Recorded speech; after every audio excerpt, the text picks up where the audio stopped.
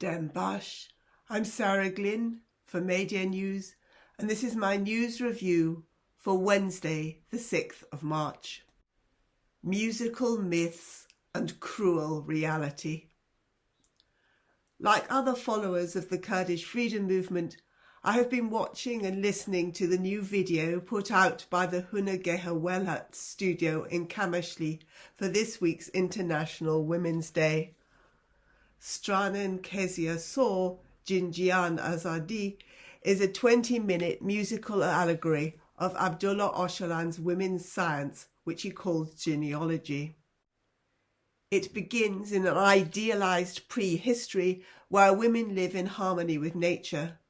This is brutally interrupted by patriarchy in the form of violent black-hooded men and of the state, denoted by a police riot shield, before the women's movement throws off symbolic burqas to create a new harmony built on women's strength and femininity. Much of the filming was done in Raqqa, the former capital of the so-called Islamic State. Kezia Sor, meaning red braid, references Sakina chances and her hennaed hair.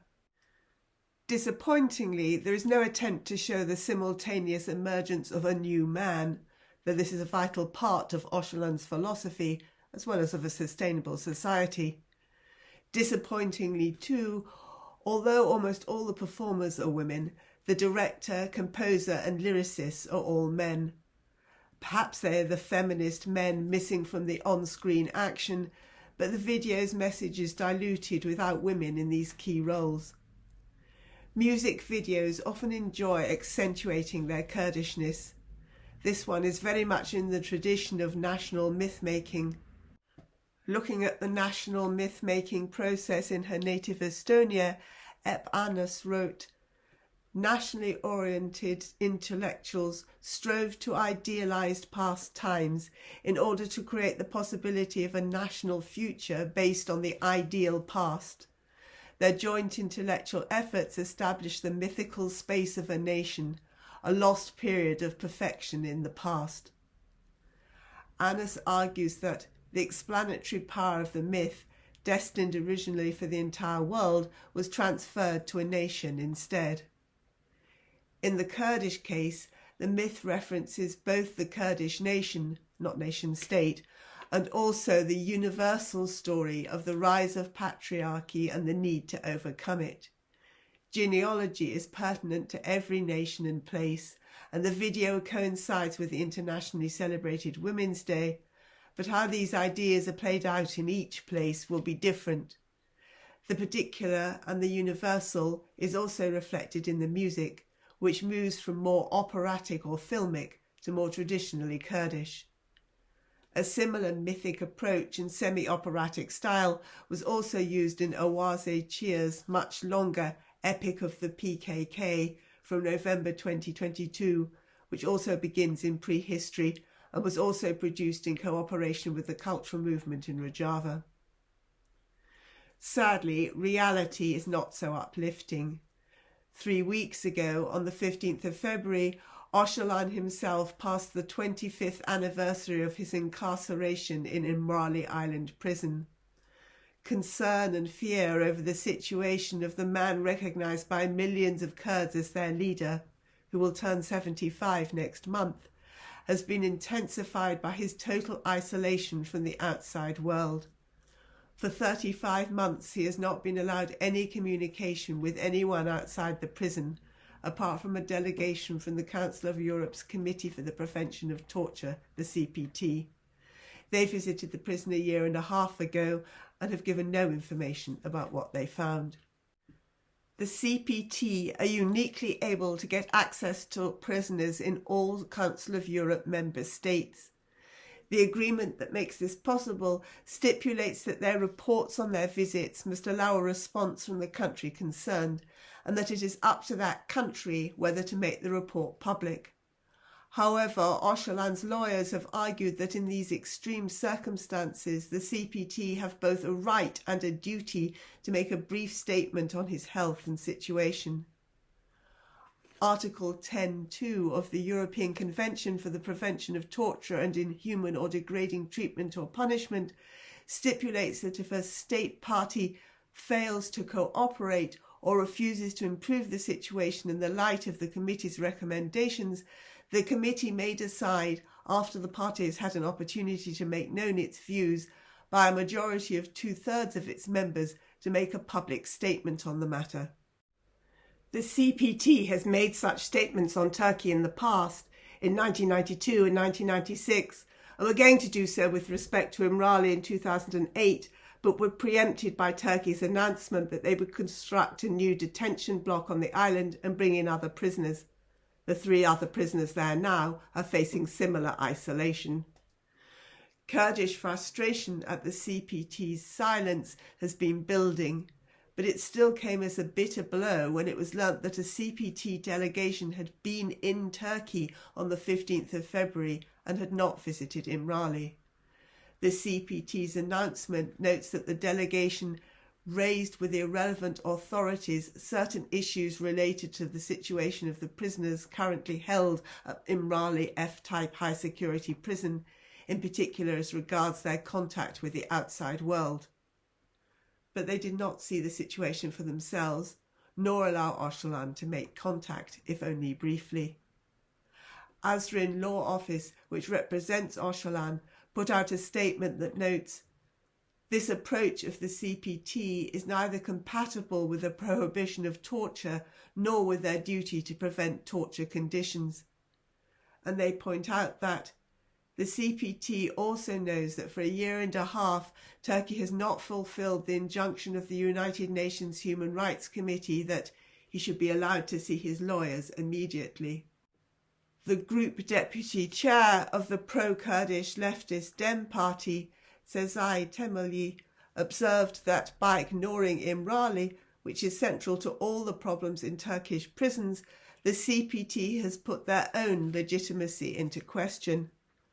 While the European Kurdish Democratic Society's Congress, KCDKE, believes that the CPT has taken a political stance.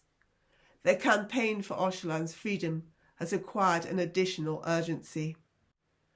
On Sunday, the 25th of February, thousands of people gathered in Istanbul for a freedom and democracy rally called by the Dem Party. And 2 days later, hundreds of Kurdish women undertook a noisy and colourful march through Strasbourg to the Council of Europe building.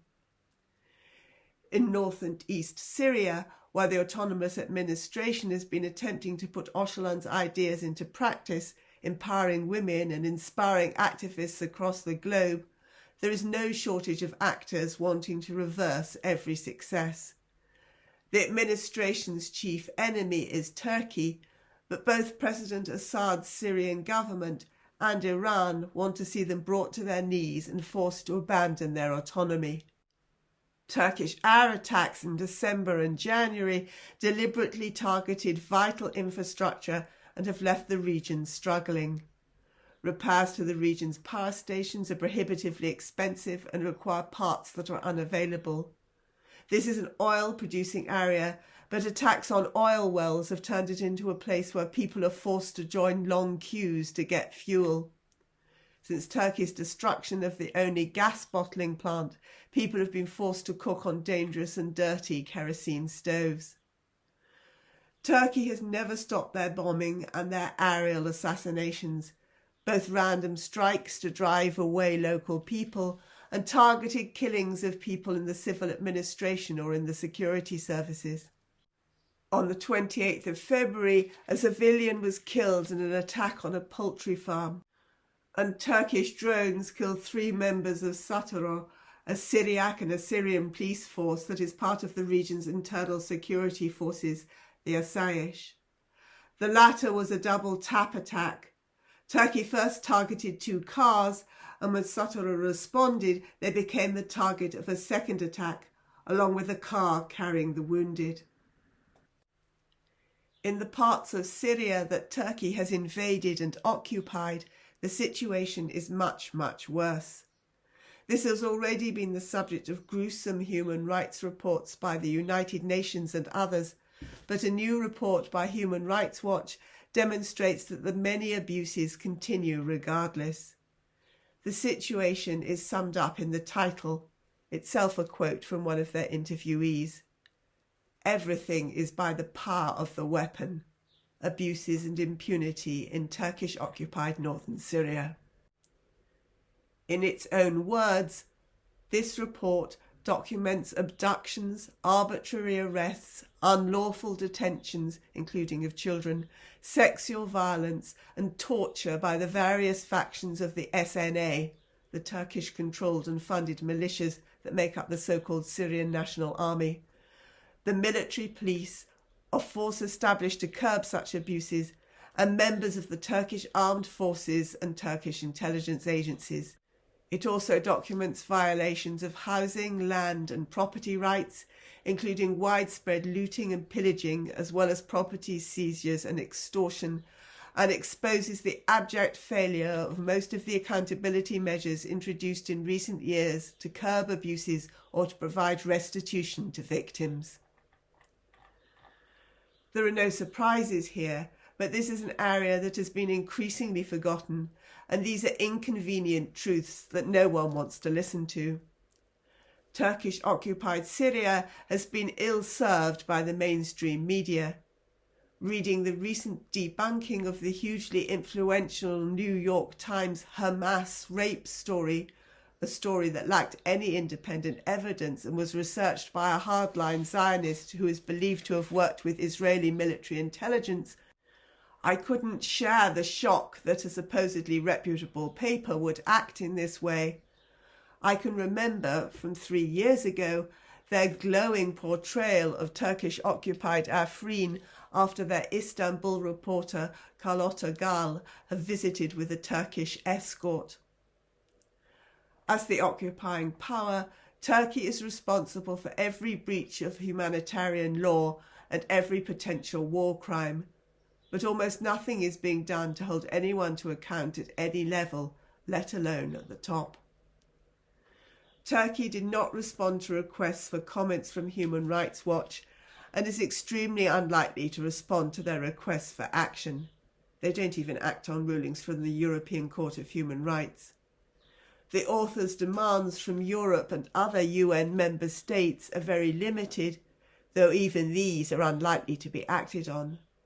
They want UN states to prosecute those involved in international crimes, and they want the EU to discourage Turkey from continuing to deport Syrian refugees into these dangerous occupied areas. A further 18,000 were forcibly deported in February, making 625,000 returnees, many of them unwilling, to date. If they actually wanted to end these and other abuses, international powers could do much more. For a start, they could stop selling arms to Turkey. Instead, the United States has agreed the sale of F-16 fighter jets in exchange for Turkey lifting their veto on Sweden joining NATO. And Turkey has been admitted into the German-led European Sky Shield initiative, which aims to set up an integrated European missile defence system. If they really wanted to move the situation towards a peaceful resolution, they could take the PKK off the American and European terrorist lists and support Öcalan's repeated call for peace talks. And they could insist on including representatives from the autonomous administration in any talks on the future of Syria, although these are currently stalled. We can't know what the United States will put on the table when Turkey's intelligence chief visits Washington this week, but it is not likely to be any of this.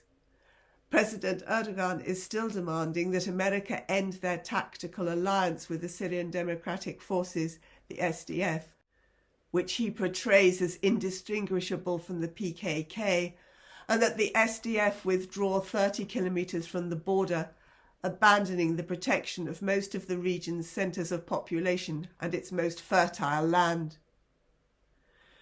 People in Syria and Iraq still face a threat from ISIS cells, and Turkey's attacks and deliberate destabilisation serves ISIS as a recruiting sergeant. Late on Monday, the 26th of February, ISIS threw a hand grenade into the Syrian Democratic Council centre in Kamishli, injuring one person and causing material damage. They are thought too to have been behind the murder of 4 guards working at different administration-linked facilities, and they've killed Syrian government and Iraqi soldiers. The SDF arrested 10 ISIS militants in Deir ez-Zor last Friday, and they are interrogating 16 ISIS operatives and facilitators who they captured in Heseke on the 22nd of February. On Monday, the Internal Security Forces, Asayish, in Heseke announced that they had captured 47 people, including 13 ISIS militants, 3 individuals linked to Turkish-backed militias, and 13 involved in sabotage groups. Meanwhile, in Iraq, Turkey continues to combine diplomatic meetings with physical violence. Erdogan wants to persuade the Iraqi government and the Patriotic Union of Kurdistan, the PUK, to side with him against the PKK, as the Kurdistan Democratic Party, the KDP, has done. However, Iraq's Foreign Minister, Fuad Hussein, whilst regarding the PKK as a problem, does not classify it as a terrorist organisation. He has observed that the PKK encompasses many different organisations. Bafel Talabani, leader of the PUK, has stated, "The PKK is not our enemy and we have relations with them. Our enmity cannot extend to any Kurdish party within the Kurdistan region's territories." He emphasised that, despite tensions between the Kurdistan region and the federal government, Baghdad should not be treated as an enemy either. Turkey seeks to bully the PUK to turn against the PKK. They've already blocked flights to Slimani with serious economic consequences, and they threaten further action. A Turkish drone strike in Kala on Friday appears to have been aimed at a building linked to Tevgera Azadi, which is associated with Öcalan's Kurdish freedom movement. This choice of target is believed to have been a message to the Iraqi foreign minister. Another refugee from southeast Turkey, North Kurdistan, was the victim of a targeted assassination in Slimani last Thursday. Abdulkader Sabri Toprak, a doctor, was killed by 4 bullets. Suspicion has immediately turned to the Turkish intelligence organisation, MIT. Yesterday, Erdogan reiterated his plan to control a continuous strip of borderland in the Kurdistan region of Iraq, where the PKK guerrillas have their bases, claiming that Turkey would have complete control of this and end the guerrillas by the summer. Such a strip would be continuous with his plans for Syria, and he boasted, "We are making preparations that will unsettle those who think they can undermine Turkey with a terroristan on its southern borders." Turkey has recently suffered some serious losses in their relentless fight against the PKK, probably many more losses than they've admitted to. A guerrilla resistance is very hard to vanquish. That is why the role of the KDP in aiding Turkey is so significant, and why they are trying to persuade others to join them. Iran has produced another crop of horrific statistics. In 2023, 843 people were executed by the state in what can only be understood as a regime of terror. On Friday, Iran held an election to decide on their parliament and assembly of experts for the next 8 years. Huge numbers of would-be candidates were vetoed and unable to stand, ensuring that power stays with conservative elites dominated by the Revolutionary Guard, as Fehim Tashtekin explains in Gazette du Var. Although voting was declared a religious duty, many groups called for a boycott. Many candidates withdrew and turnout was only 41%, the lowest the Islamic Republic has seen. There were also high numbers of invalid ballot papers. Mozgan Eftikhari, Jinnah Amina's mother, wrote on Instagram, beside a picture of her daughter, "Where there is no freedom, if voting changed anything, they wouldn't let you vote." Tashtekin comments that the election has ensured that those in power continue in control, though with weakened legitimacy, but that there are many reasons for not voting and radical change will need more than this. Turkey is gearing up for local elections at the end of this month. Cue arrests of journalists and police violence against Kurdish politicians. 3 journalists in Van were detained in police raids on their homes on the 27th of February and held for 3 days, accused of providing financial support to terrorism.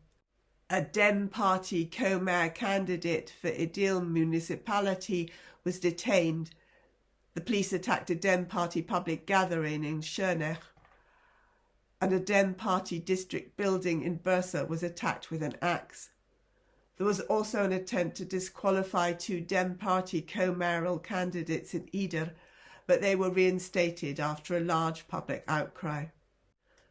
A lot of Turkish news concerns the law courts.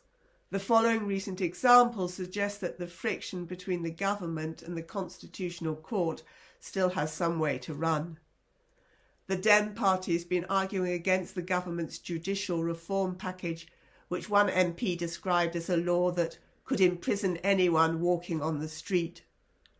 Among other things, this law would reinstate the charge of committing a crime on behalf of a terrorist organisation without being a member, which the Constitutional Court ruled against as dangerously ambiguous last September, and make it an independent crime. Meanwhile, the Constitutional Court has published its decision to annul many of the articles in Erdogan's first presidential decree law issued in July 2018. These include the transfer of powers from municipalities to the government control of professional agencies for architects and engineers, and articles based on the collection of personal data. After all these troubles, I want to finish with a glimpse of the optimism Öztran and Kezia saw. Returning to North and East Syria, we can find the beginning of a week of celebrations for International Women's Day in the former ISIS capital of Raqqa. And despite all the pressures, a new university campus has been opened in Kobani. Much further afield, in a measure of the universal importance of Öcalan and his ideas, Abashali Bassam-Jondolo, the South African shack dwellers movement, have expressed their solidarity with the Kurdish freedom movement and with the call for Öcalan's release.